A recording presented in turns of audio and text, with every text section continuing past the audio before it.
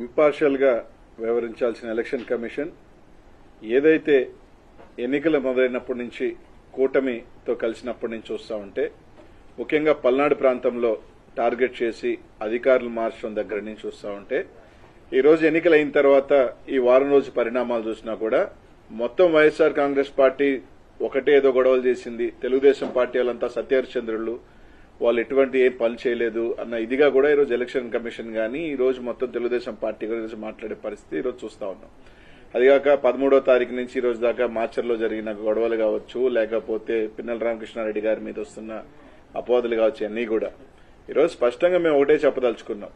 ఈ రోజు ఏదైతే ఎన్నికలు మొదలైనప్పటి నుంచి ప్రత్యేకంగా ముఖ్యంగా పల్నాడు ప్రాంతాన్ని టార్గెట్ చేయడంలో కానీ ముఖ్యంగా దాంట్లో మాచర్ల నియోజకవర్గానికి సంబంధించి ఎన్నికలు ఇంకొక 3 రోజులు ఉండగానే అధికారులంతా ఒకటొకటిని మార్చడం, ఎస్ఐల్ని సీఐల్ని మార్చడం, సీఐలు కూడా వాళ్ళ సామాజిక వర్గానికి సంబంధించి సీఐలు తీసుకురావటం, ఇవన్నీ కూడా చూడటం జరిగింది. ఈరోజు వాస్తవానికి ఈరోజు ఆ రోజు ఎన్నికల రోజు కూడా అనేక సార్లు మా ఎమ్మెల్యే అభ్యర్థి రామకృష్ణారెడ్డి గారు అనేక సార్లు చెప్పాడు. ముఖ్యంగా ఈరోజు వాళ్ళు చెప్తా ఉన్నారు, వాళ్ళ ఎంపీ అభ్యర్థి కృష్ణదేవరాయలు గాని వీళ్ళందరూ కూడా ఏం చెప్తా ఉన్నారు, మాకు పోలీసు ఎక్కడా కూడా సహకరించలేదు, పోలీసు ఇది చేయలేదు, పోలీసు బందోబస్తు పెట్టలేదని మాట్లాడుతున్నారు. ఈరోజు స్పష్టంగా మేము తెలుగుదేశం పార్టీ నాయకులు కానీ ఈసీఐని కూడా అడుగుతా ఉన్నాం, మీరు ఇంపార్షియల్ గా వ్యవహరించలేదన్న దానికి. ఈరోజు ఇదే మాచర్లో ఎమ్మెల్యే గారి గ్రామం అయిన కర్లగుంట కావచ్చు, కేపీగూడెం ఏదైతే కేవలం 4,000 ఓట్లున్న 2 గ్రామాలలో పక్కపక్క గ్రామాలలో 2 డీఎస్పీలు పెట్టారు మీరు. అదే ఒప్పిచెర్ల 5,000 ఓట్లున్న పక్కన తుమ్మరకోట, చింతపల్లి, పాల్వాయి గేట్ లో విపరీతంగా రిగ్గింగ్ జరుగుతా ఉంది, ఆ ప్రాంతంలో భయభ్రాంతులు చేస్తున్నారని చెప్తున్నా కూడా ఎమ్మెల్యే గారు కానీ ఎస్పీకి ఫోన్ చేసినా కానీ కనీసం స్పందించాల. ఆ రోజు స్టార్ట్ అయిన రోజు చూసుకున్నా కూడా ముట్టుకూరు గ్రామంలో ఆ రోజు తెలుగుదేశం పార్టీ వాళ్ళు పోయి ఎస్సీలని బీసీలని కొట్టడం గాని, ఈ రోజు అలాగే తుమ్మరకోట్లో అయితే దాదాపు ఈ రోజు ఈసీని అడుగుతా ఉన్నాం మేము, మీరే అన్నారు 9 దగ్గరల ఈవీఎంలు పగలగొట్టారని. కేవలం ఒక్క రామకృష్ణారెడ్డి గారిది మాత్రమే ఎందుకు రిలీజ్ అయింది? ఈ రోజు ఎలా రిలీజ్ అయింది? మీరు రిలీజ్ చేశారా లేకపోతే ఎవరైనా రిలీజ్ చేశారా? కనీసం ఈ రోజున ఈసీ దాని మీద ఎందుకు చర్య చేపట్ల? 9 పగలగొడితే కొరవ 8 ఎందుకు రిలీజ్ కాలేదు?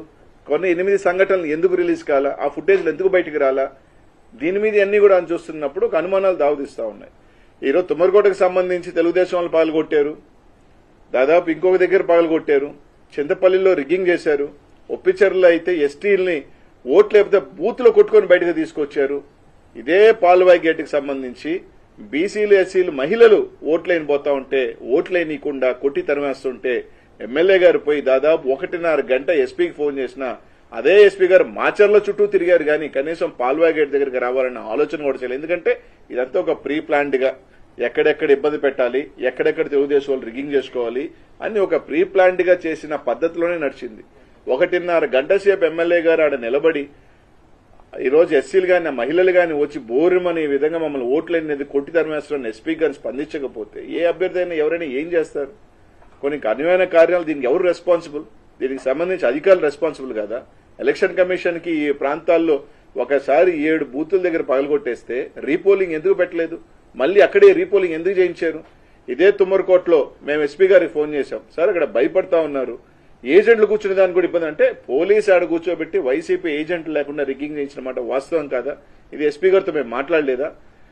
పాల్వాయి గేట్ దగ్గర ఆయన రామకృష్ణారెడ్డి ఏదైతే రామకృష్ణారెడ్డి అబ్బాయి తలబగిలింది, ఆయనకి దెబ్బలు తగిలినాయి.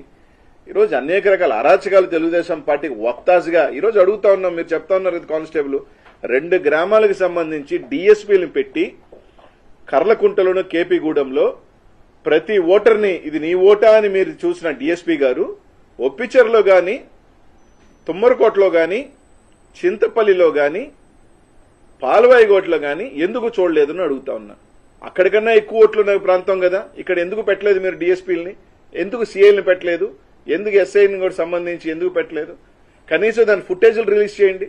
కనీసం ఈ 4 బూతులకు సంబంధించి చింతపల్లిలో ఉన్న 4 బూతులు, ఒప్పిచెర్లో ఉన్న 3 బూతులు, తుమ్మరకోటలో ఉన్న 3 బూతులను ఈసీఐ ఎలక్షన్ కమిషన్ అర్థం నిజంగా ఇంపార్షియల్ గా చేసే పని అయితే ఆ బూత్ లో రోజు జరిగిన వారి ఎంత కూడా తీసి జరిగిన దాని మీద విచారణ జరిపి అవసరమైతే రీపోలింగ్ పెట్టమండి.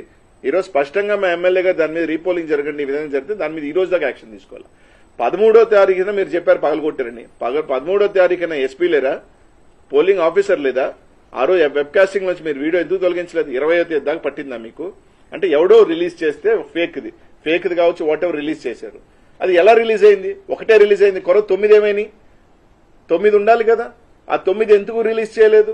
అంటే వైఎస్ఆర్సీపీఏ గొడవలు చేసింది అనేది ఒక బ్లూ ప్రింట్ ఇవ్వాలన్న క్రమంలో తెలుగుదేశం పార్టీని కాపాడుతున్న మాట వాస్తవం కాదా? ఈరోజు ఎలక్షన్ కమిషన్ ఈరోజు దాదాపు అదే కారంపూడిలో ఎన్నికలైపోయిన తర్వాత పోతురాజుగుంటలో బుడగజంగాల మీద, పేదల బుడగజంగాల ఇళ్ల మీద దాడి చేసి టీవీలతో సహా ఎత్తుకోపోయిన సంఘటనలు వాస్తవం కదా. ఇవన్నీ ఎందుకు ఇది చేయట్లేదు?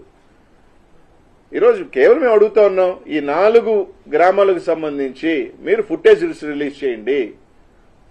ఒప్పిచర్ల కావచ్చు, చింతపల్లి కావచ్చు, తుమ్మరకోట కావచ్చు, పాల్వాయి గేటుకు సంబంధించి ఏదైతే మీరు చెప్తున్నారు ఎమ్మెల్యే గారు పగలగొట్టారని చెప్తున్నది కాకుండా కొరవ దగ్గర పగలగొట్టిన ఈవీఎంలన్నీ పగలగొట్టిన అన్ని ఫుటేజీలు రిలీజ్ చేయండి. ఆ రోజు పోలింగ్ జరిగిన సరళి కూడా మీరు రిలీజ్ చేయండి. ఖచ్చితంగా దాంట్లో రిగ్గింగ్ జరిగిన మాట వాస్తవం కదా, పోలీసు అండదండలతో జరిగిన మాట వాస్తవం కదా అని అడుగుతా ఉన్నా. ఇదే ఎమ్మెల్యే గ్రామంలో ఒక డీఎస్పీ గారు జగదీష్ గారిని పొద్దున్నీ సాయంకాలం దాకా పెట్టారే, కేపీగూడెంలో పెట్టారే, పెట్టి ప్రతి ఓటర్ని ఇది నువ్వు కరెక్ట్ ఓటరా అని చెప్పి వెరిఫై చేశారే. ఈ గ్రామాల్లో ఎందుకు పెట్టలేదు?